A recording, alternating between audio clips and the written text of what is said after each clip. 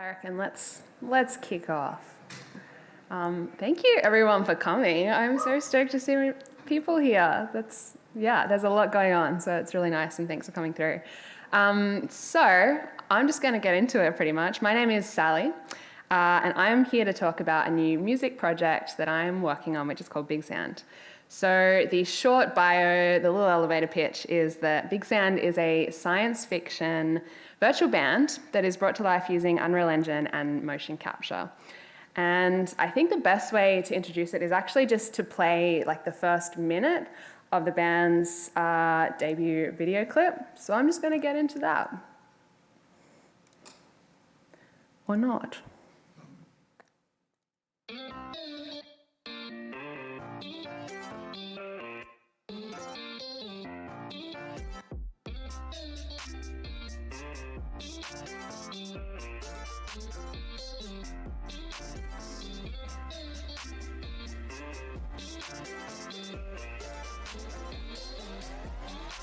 When the earth is hot and it hurts to walk, there's an eye in the sky and it's angry. Let me go, would you let me stop?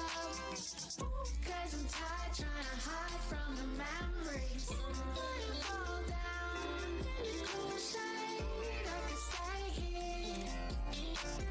In the embrace of a dark cave, I could stay here. I'm not gonna hide forever. I just wanna hold right here, right now. And I know when the cloud comes over, I can get my feet back on the ground. So take me home. Won't you take me home? So take me home. Won't you take me home? So that was all made in Unreal Engine. Thanks, guys. And I want to stress that I did not make that video. I made that song along with a producer I love called Alice Ivy. I am the creative director of Big Sand, but that video was made for me by free, which is awesome, by a studio called CDW Animation in Adelaide.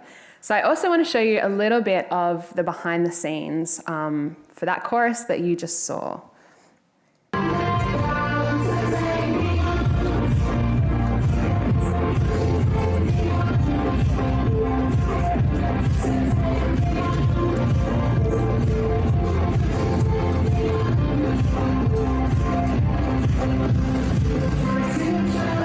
Was recorded at Flinders University in Adelaide, and they work quite closely with CDW. CDW does a lot of like VFX, virtual production, animation courses, and then Flinders has a performance center, a drama studio.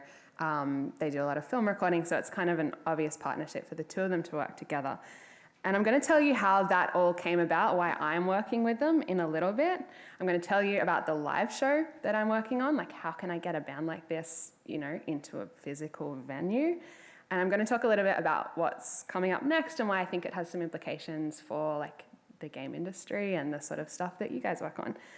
But the thing I want to focus on to start with is the why. Like, why am I doing this? What about it is important to me? What am I trying to achieve? Now, I did debating in high school, in case you can't tell. And in debating, essentially, you get told to do something called signposting. Signposting is where you tell people exactly what you're going to say before you say it. So this is how this talk is going to run. I'm going to give you like my origin story, who I am, how I got here. Then I'm going to answer 3 questions. The answer to those questions, just so you know in advance, is sci-fi, performative self, and chickens. And then I'm going to talk about like what's next, what's coming up, some takeaways, how that might be relevant. And then there's heaps of time at the end for questions. I've left a lot of time. So there's going to be things I skim over, brush over. Please make a mental note if you're interested in them, and I'd love to talk about them further. But let's get into the thing I told you I'd do first, which is my origin story. So I'm a musician, and my career started about 10 years ago as half of a hip-hop duo called Code of Conduct. So we started out like super organically, rapping at open mic nights in Canberra, which is where I'm from. and then getting gigs at like house parties and vegan festivals and fashion shows. And over time, just building like really organically and starting to understand this concept of like not just a music community, but a music industry. So we learned how to record, we paid a friend to mix a song, we put it on SoundCloud, made a video clip, we got played on community radio for the first time. You get the gist. Over the years, over 10 years, we got more and more polished. We got a booking agent, a manager, a record deal, had songs on rotation on Triple J and the Hit Network. We toured with festivals like Listen Out and Groove in the Moo. And Hilltop Hoods invited us on stage to a guest with them for their headline set at Splendor in the Grass, which is like the highlight of my life. Meanwhile, along the way, while all of this was happening, we'd been asked to like guest host a little hip hop show on a community station in Sydney called FBI Radio. Does anyone know FBI? Love them. I love community radio. Give $10 a month to your local community station, please. It goes a long way. Anyway, then the host left after our guest slot, so we just took over the show, started doing it permanently. Then a station called Triple J called and was like, hey, why don't you come in and do some overnight shifts and actually get money?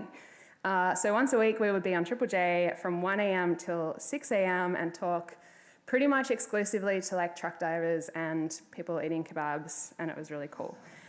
At the time, Triple J had this guy presenting Weekend Arvos who like was honestly a bit of a bludger, kept taking weekends off to go and play tennis with his mates. So we spent a lot of time filling in on his show. Eventually, we took over the afternoon shift from Dylan. We did Weekend Arvos for a couple of years, and by 2020, we got asked to host Triple J Breakfast. So this is a show that has like 2 million weekly listeners. It's really crazy. We got to talk to heaps of people, from Billie Eilish to like the real life original Jamaican bobsled team to like Timmy the landscaper from Byron, who would call in every morning with a poem that he'd written. It was awesome. We got to talk to people from all over Australia, like live every morning. I loved it. But 2020 was like a really big year. Don't know if you've heard. But it was especially like a big year for soul searching. And I think we all asked ourselves big questions about like who we were and what we were doing and why. And I was no different. So I asked some big questions, and as you know, these were the answers. So at the end of 2020, I called it a day at Triple J, and I decided to start working on a new music project. And I found that I can't really help just like making things and telling stories. And I found that music's just a really accessible way, an immediate way to do that. So I knew I wanted to start a new music project, but I just spent the last decade jumping through all of the industry hoops I had to jump through, and I really wanted to do things a little bit differently this time. So the first question that I asked myself was like, what do I want to do? What do I like doing?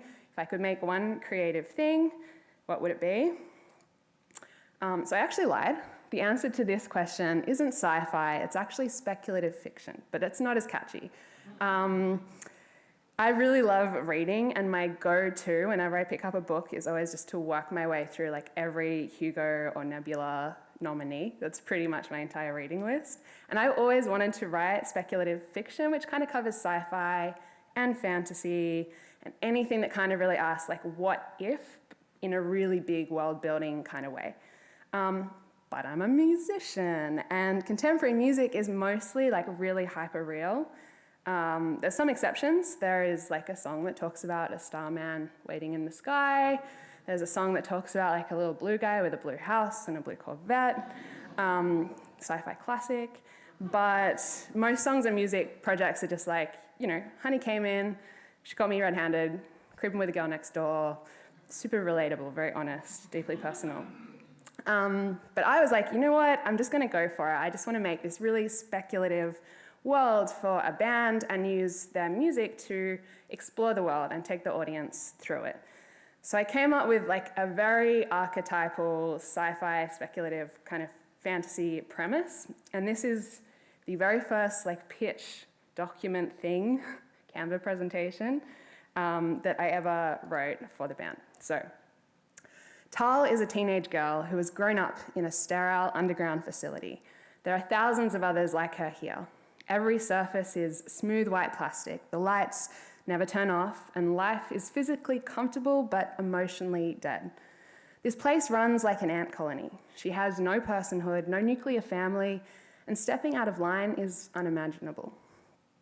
However, when she's about to cross the line into adulthood, she expresses her own personality. As a result, she fails initiation and is rejected from the colony. She is removed from the facility in a pod which takes her to the surface and leaves her there. This world is harsh. Is it a desert planet or Earth many, many years in the future? The landscape is unforgiving and vivid, red and orange with a cloudless sky, wild sandstorms, difficult terrain, and a patchwork of settlements spaced far apart. Tal sees the sky for the first time and is terrified. Everything feels hostile, but she has to start walking. She gets horribly sunburnt, her feet blister all over, and eventually she collapses of dehydration and heat exhaustion. Humans aren't the only sentient creatures on the surface. There's also another race called cricket, giant insectoid characters who are equally as intelligent and self-aware as humans with their own language and culture. Tal is found by a cricket who takes pity on her and nurses her back to health. She quickly toughens up and must learn to survive. She's challenged, but finds a kind of joy in this self-sufficiency. Eventually, on her journey, Tal meets and befriends two cricket, Kft and Priyak. They have very different personalities, but a love of music and a mutual ability to stay alive in a harsh world. The three of them start a traveling band. Big Sound is the story of their adventures. So this was the concept I kind of came up with, the broad strokes of the world. I intentionally made it like really cheesy, tying into like a lot of archetypes. You've got your kind of orphan teenager who maybe discovers some special powers and goes on a journey and meets some people. You know how it goes. And I really wanted to tap into some of those just like fundamental things that we're familiar with and a bit of nostalgia. So I was really lucky to receive some early development funding from Create New South Wales, which let me write and record a 5-track EP from the perspective of this fictional band. And I got to collaborate with some of my favorite Aussie artists. I already mentioned Alice Ivy, that was that first song you heard, but also people like Safia, Tia Costello, Imbi. I think over this 5-track EP, the songs that are finished have like 15 collaborators, and then there's a whole bunch with people like Woods who are here that are still like waiting to be finished. So that was really awesome, and if you have questions about that writing process, happy to answer them. But the big thing was just getting into a room and being like, right, giant alien bugs. What story are we telling? How are we fleshing out this world? And that was the brief that I gave to my co-writers when I got in a room. Meanwhile, I was kind of asking myself this second question, like what don't I want to do? What do I want to do differently this time? What am I actually avoiding here? And this is kind of the answer I came up with. I don't know if anyone recognizes this TikTok, but like I feel it. I think most people in this room would understand that like your art and yourself are like two linked things, but they are separate. The thing is, for musicians, that's not always true. You kind of become the product. People are fans not just of your music, but as like you as a person, which means that you're encouraged to think of yourself, a nuanced human, as a brand, and it means that to commercialize your music, you're really expected to commercialize yourself. Some artists really love like this process of being vulnerable with strangers, and they find telling their personal stories really empowering. I don't. I actually don't like it all that much. I don't like using my personal life as a marketing tool. And if I could delete all of my social media, I absolutely would. The thing is, social media is one of the biggest drivers of music discovery. TikTok's really important, Instagram's really important. For musicians, it's very hard to create any kind of relationship with your audience without using social media. So for me, that opened up this really like practical challenge. How can I bring this story, this Big Sound story, to social media where I know I'm going to hopefully be able to find audiences? I'm not an animator, I'm not an illustrator. I'm also not like the lead singer of Blur with 5 very successful albums and a global record deal who then happens to like move in with a comic book artist. So I don't have a lot of visual skills, and I don't have a lot of money, and I don't have a team. But luckily, I also don't have a lot of fear of rejection, which I would say is my superpower. So To answer this question of how I could bring the band to socials, I just started reaching out to total strangers on LinkedIn, just like dropping messages in inboxes, animation students, game dev students, and be like, tell me what I need to do. How do I do this? How do I solve this really fundamental problem? And luckily, a lot of them were nice enough to chat with me. And they were like, hey, like, what about this thing called Unreal Engine? And I was firstly like, what is that? I remember Unreal Tournament. I played Unreal Tournament. I've never heard of Unreal Engine. They explained it to me, and I was like, no. Firstly, for two reasons. Firstly, I want like a 2D look. I can't do that in a 3D program. Secondly, I don't know how to animate, and it sounds kind of hard, and I don't have the money to pay someone. So even if I got these characters that worked in Unreal, how would I use them? Look, I've obviously come around, and that's because I was given a solution to each of these two initial concerns. Post-processing, firstly, that's a thing.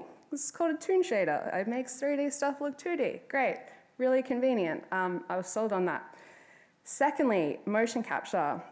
So I look back on this now, and I'm like, oh my God, I'm crazy, because I went for beers with like these game dev students that I had never met before and I didn't know.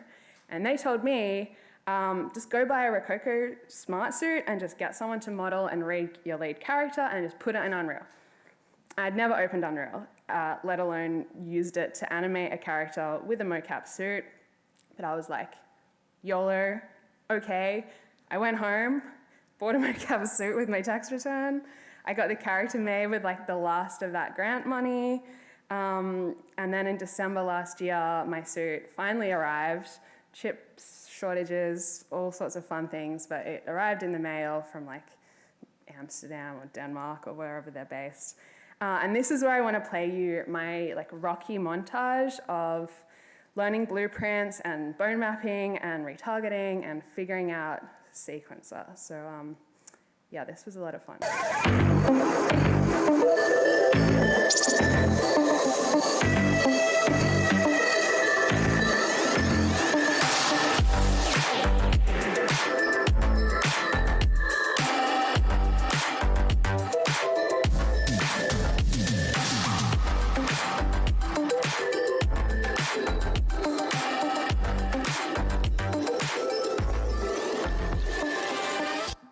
Yeah, so really it's less of like a rocky montage and more of like a fail compilation, because I have done a lot of failing. I won't lie, it is really hard coming in with zero knowledge of like the interface or even the basic concepts and then trying to execute something. Just like basic things, like when I got sent my main character assets, I didn't recognize any of the file types and I didn't know what to do with them. I didn't have any concept of like what's a mesh, what's a skeleton, what's a material, like it's a blueprint. I didn't even know what to Google to find the tutorial to learn the thing I had to learn. I was really coming in at zero. But in a way, it kind of felt like reading a very complicated sci-fi novel, where the trick is just not to get bogged down in the details.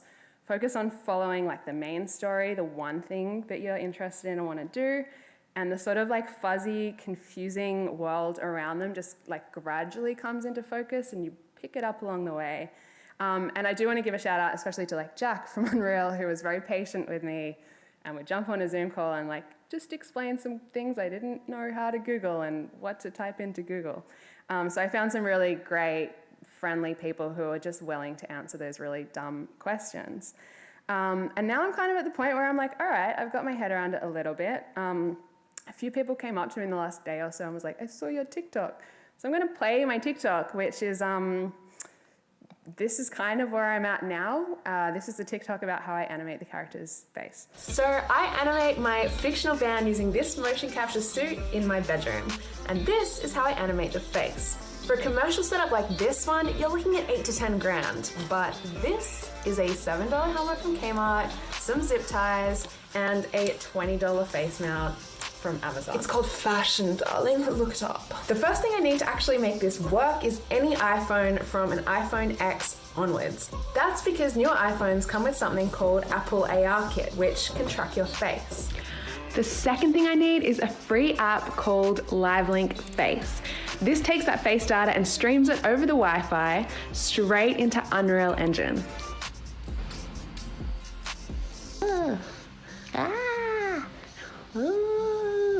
I made that look pretty simple, but it's actually been a massive learning curve, and I'm only just getting started on this journey. So hit me with your questions and follow along if you want to see more. So yeah, like big jumps forward, I can say I can make social media using my mocap suit and my Kmart helmet in character as Tal. Ironically, and this is where I think I failed a little bit on this second question, people seem more interested in the behind the scenes content about my personal journey than they are in immediately engaging with the fiction so far. So that's a work in progress.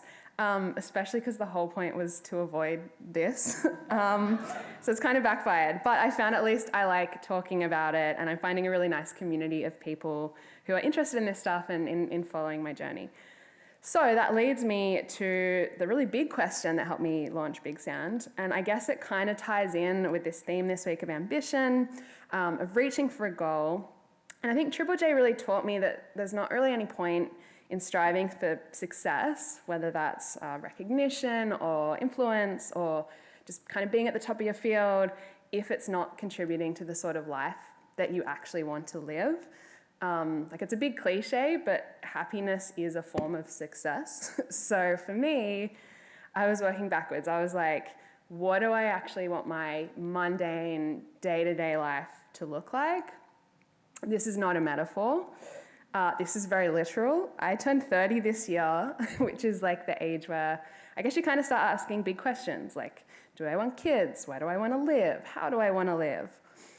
I want to have chickens. I want to grow pumpkins, and I want to pickle things, and I want to have a dog, and I want to have like big family Christmases where all the little cousins have an annual water fight.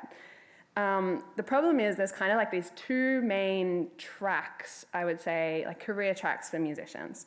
You can write songs for other people and their projects and have like a relatively stable lifestyle doing that. Or you can have your own artist project, which really appeals to me, but that means you have to tour a lot. That's me, I'm touring. I've tried it. The thing is that I really like sleeping for 8 hours. I like spending time with my friends and family. I like home-cooked meals. And touring can be really tough and exhausting and isolating, and I don't want to be doing it when I'm 60. Because it involves travel, it only really makes financial sense if you can cram in as many shows as possible.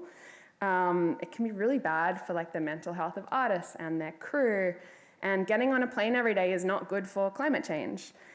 So I ended up with another really practical question. And then after ran this free conference on virtual production online, I watched it. I saw someone called Dan Thorsland, who at the time was at Flinders University, speaking about this new space at Flinders in their Performing Arts Centre called The Void.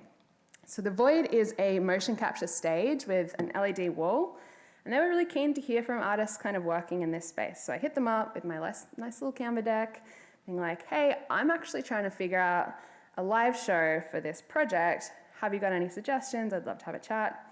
They got back to me super quickly, set up a big call with like their AV lead and James Marshall, who's the studio lead at CDW. And they were like, we want to get behind this. Let's make it happen. Let's just invent a new kind of live, remote, real-time, motion capture music gig, which was way more than I was hoping for. I just wanted some advice, but I was like, sure, let's do it. This sounds awesome.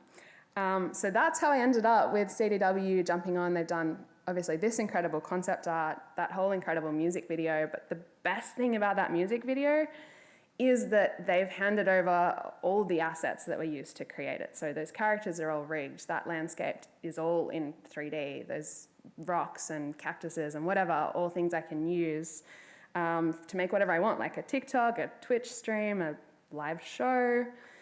So the prototype for this live show is in development. It's going to take place at this venue in Adelaide called The Lab, which is part of an arts foundation called Light. The Lab has 50 meters of LED walls in like a wraparound layout. So I want you to imagine like it's a Friday night, you had a drink with your friend at the bar, you're waiting for the show to start. You walk into this space and you're suddenly like in the desert. There's projections on the floor, there's ambience around you, and it feels like you're really stepping inside the world of Big Sound. Meanwhile, I'm up the road at Flinders University. I'm in a mocap suit, and a live video feed is showing me what's happening back in the lab. In the lab, the lights go down, the show starts, and Tal and the rest of the Big Sound band appear on the walls. She can see you, she can hear you, and that's something that really sets the show apart. You can interact with each other in real time. You can have a conversation with a cartoon character the same way I would get up and be like, hey, did you guys like your lunch, you know? You can do that with this fictional character. So this is a big point of difference from artists like ABBA, who have also created mocap performances, but they're pre-recorded, right? So they've used mocap suits, but then done a huge amount of cleanup, made a very polished performance, and you're watching it back as a repeat play when you go to that concert.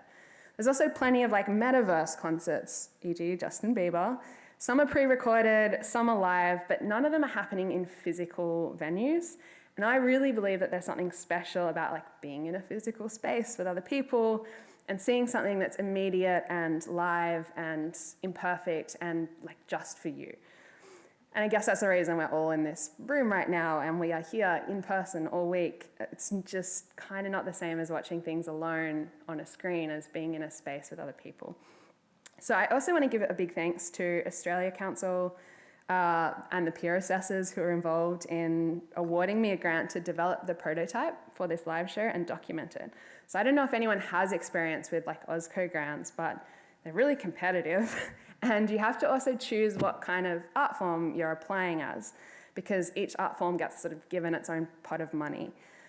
And I thought really hard about this, and I asked a lot of people, like, should I apply in the multimedia category, or should I apply as an experimental project?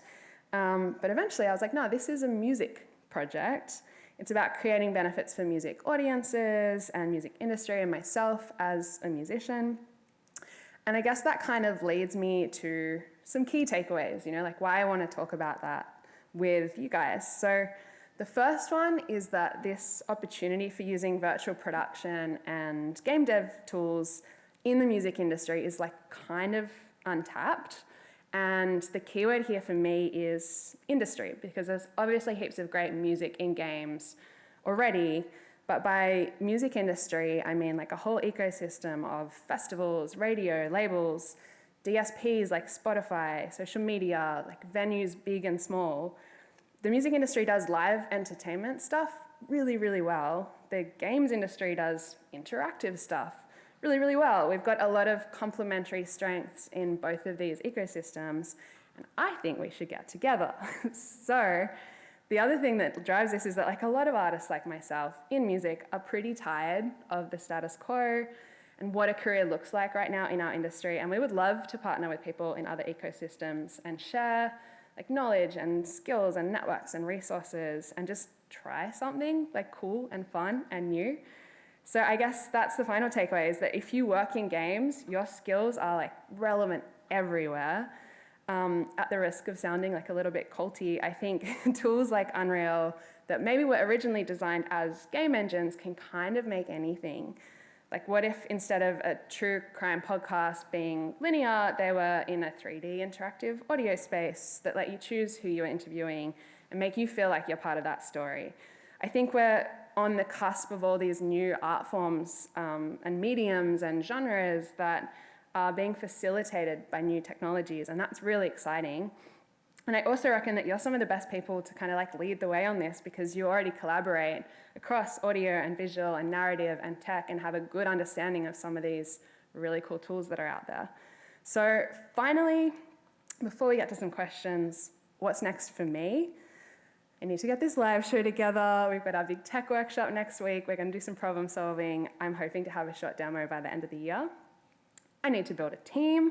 Traditionally, that'd be like a manager, a label, an agent. But I think there's probably different opportunities and needs with Big Sound, so maybe there's different roles required. I need to think about funding and income sustainability. Again, traditionally in the music industry, that's driven by recordings or by ticket sales, and you're going to come into deals with labels and with promoters. But I think a lot of Big Sound's long-term value might come from like broader IP. So I don't know what that looks like.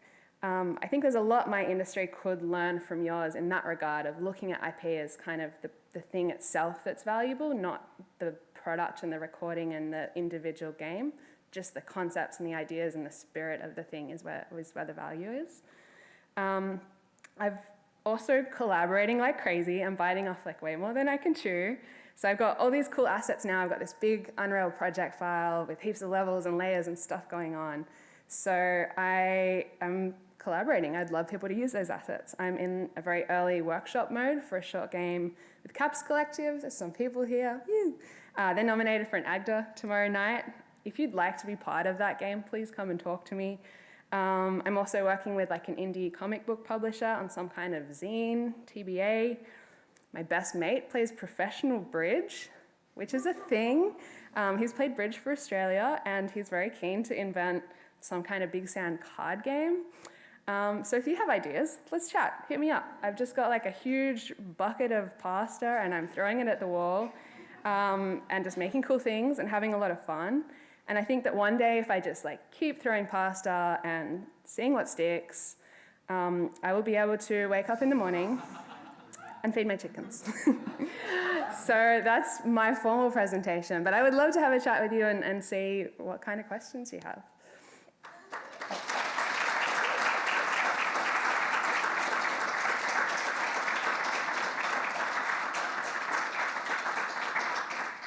Should I put this microphone out? Is that what we're doing? Yeah. Does anyone have questions? Yes. Okay, great.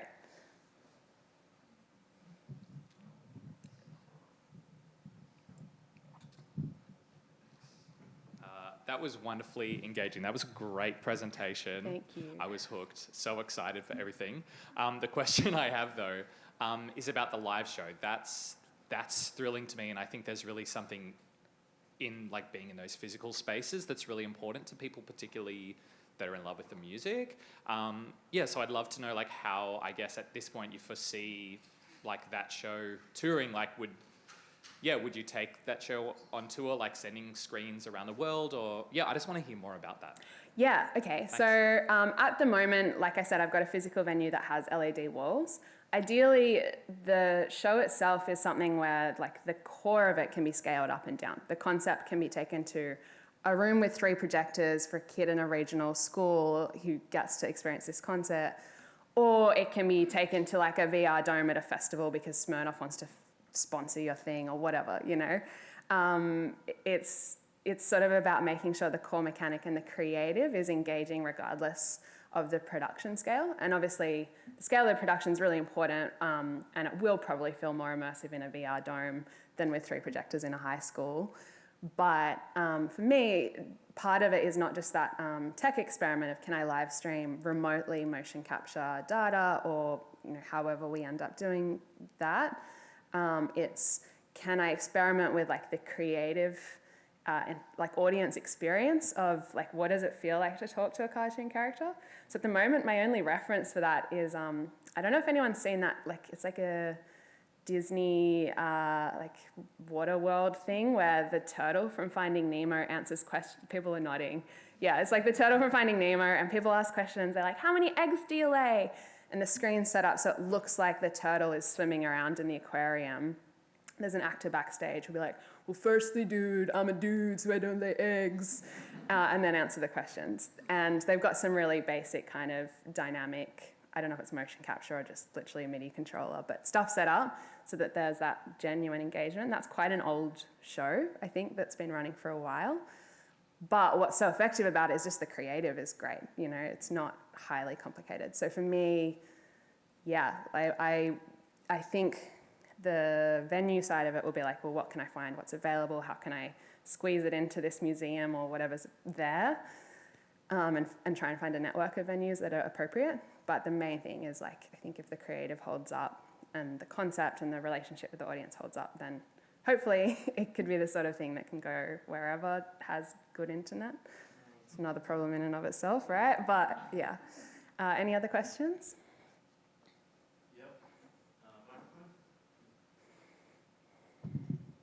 Great talk, thanks. Thanks. I was curious about your process for getting your head around Unreal. Just a bit of context. I mean, I grew up around computers. I learned to code when I was 5, and So I don't think I know how to learn things. I just kind of grew up in a tech world, and I'm guessing that's not the case for you. So what was the process for learning it quickly recently? Yeah, I grew up in enough of a tech world in that I grew up playing computer games. And in a way, like, I feel like using Unreal is like playing a game of like, okay, the aim of the game is to make my mocap suit work in this weird software. And treating it like that's just the challenge in and of itself. So in terms of how I learned non-linear, I would say there's a lot of like having to double back and learn a very basic concept to make the thing you're trying to do make any sense to you. So having to go back and watch a tutorial of like, what is a skeleton, instead of jumping straight to like, why is my retargeting not working and why are the bones doing weird things? So a lot of it would be me realizing I was 5 steps ahead of myself, and I actually had to go back and get some foundational information to understand what I was doing. But I think, like I said, I find it way easier to learn when like I have a reason for learning that information. Sitting down, opening Unreal and being like, I'm going to learn this. Like, learn what? You know, it's easy to learn the interface when you have a reason for looking for each of the checkboxes and buttons, and there's a real purpose for finding it, and a thrill when you finally find that one checkbox that fixes the problem you are having, and you will never forget where it is ever again. Whereas if you'd like memorize that as part of an online course, like you'll forget. So for me, I think if I was encouraging anyone to learn Unreal, it would be to go in with a mission and like a particular, I want to make something, like whatever it is you want to make. I'm going to make a platformer, or I'm going to make some beautiful pixel art or whatever. I think the best way to learn is through having a goal, and I've just got a very precise goal that's meant I've just learned all the little bits that I've had to do to get there, I guess. Yeah. 10 minutes. Question? Yeah.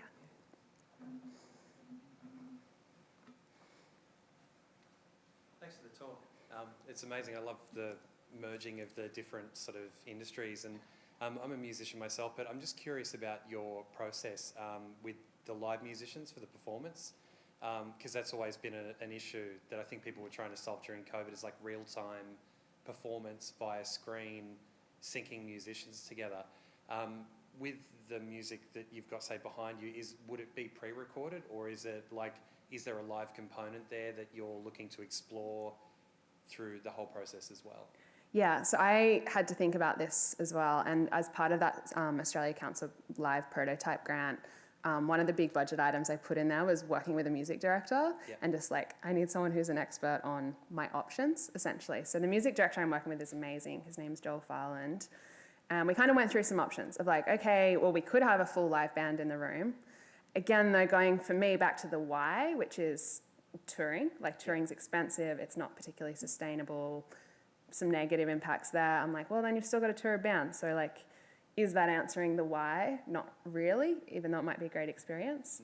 I think ideally in the future, I find a middle ground where there's live elements to the performance, but it's not necessarily a musician per se. So that's why I found it really interesting going to like the F-Mod chat yesterday of like, well, what if the audience becomes the musicians? What if the Unreal project is actually where that dynamic performance is happening rather than a person standing on stage with a guitar?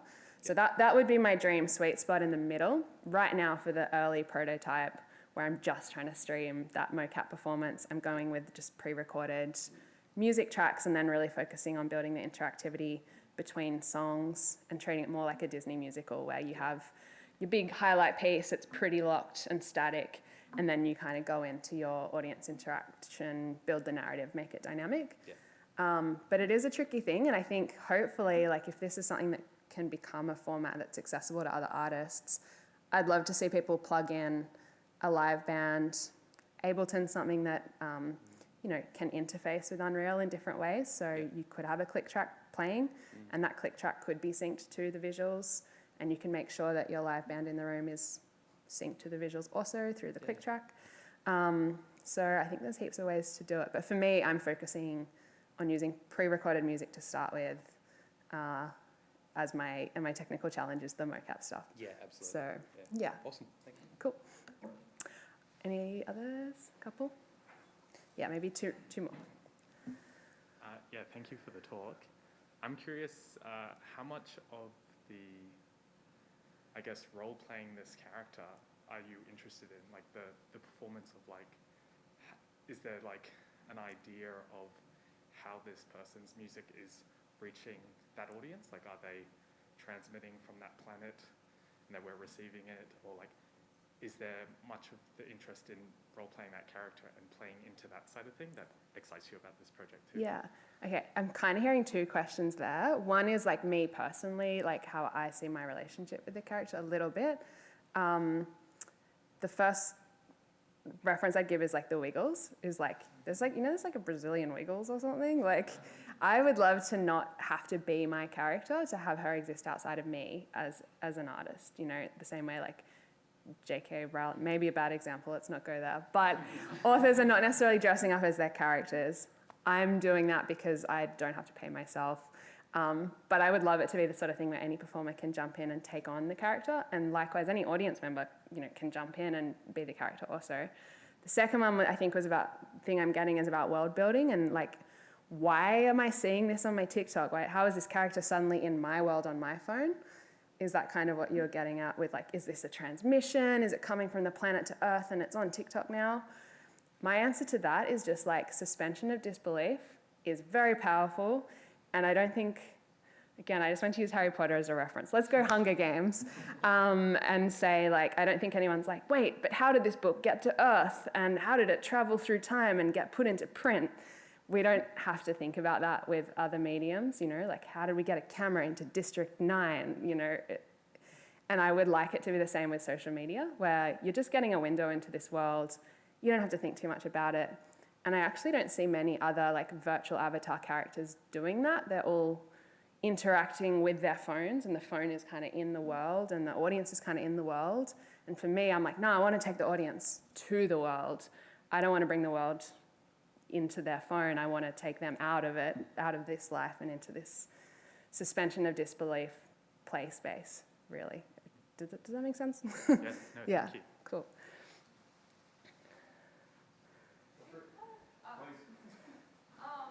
Well, I've talked to you a bit about this because I just think it's the best. I love how articulate you are, and it's just really exciting.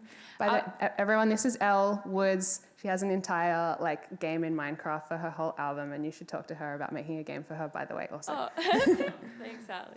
I was just really curious when you said like you're looking at the different ecosystems around your project with management or publishing, or like what it could actually look like. That's super exciting to me, and then I think there's a lot of different business models that would work for a project like this. What have you found through those discussions, or like what are you leaning towards? Yeah, it's tricky because sometimes the first question people ask me is like, well, how are you going to make money off this? Which is actually a valid question, because a lot of people are like, it's art, like don't ask. And I'm like, well, if I want to have chickens, I need to make money, right? So for me, I'm really like the grant stuff has been so amazing because it's let me do that really important work, which is like experimenting and being really playful, reaching out to heaps of people, just trying stuff. And I think I actually realistically have a fair bit more of that to go before I figure out like what are those like structures and strategies that let something become sustainable. Some options obviously are like build a game. There's obviously really great kind of systems in place already because people buy games, they really love them. People spend money in games, they really are happy to do that. So that's one option. Ticketing, even though it's very traditional, if you're ticketing for a new experience, I think that would be interesting. And for me, again, to make that sustainable, I'd want to be working with other artists who are wanting to do similar sorts of shows so that you're reusing all of that work that goes into like the assets and the whole concept. And it would be more about like, well, can we tour 10 artists this year instead of one? So that's maybe a way to do it. But honestly, I don't know. And I'm really happy to say that I don't know. And part of the reason I'm here at GCAP is to be like, well, how do you guys all earn money? Like, what happens in this industry? We just have to get 500,000 Spotify streams a month in order to pay rent. Like, so I don't have the answer, but I want to try and make it visible when I do have some answers. So again, part of that funding from Australia Council also came from like an APRA-AMCOS partnership where I'm going to be doing like a mini documentary kind of documenting how the show comes together, what ends up working, what doesn't end up working, And hopefully that's something that's useful for people in the industry who might have ideas on like, is this a business model? Are there ways to turn it into something sustainable so artists can experiment and do fun things? So I'll keep you posted, and I would love that to be an open conversation across the industry in general. Cool. How are we going for time? Is this a wrap up? A little one of these? All right. Well, thank you all so much for coming. Come say hi.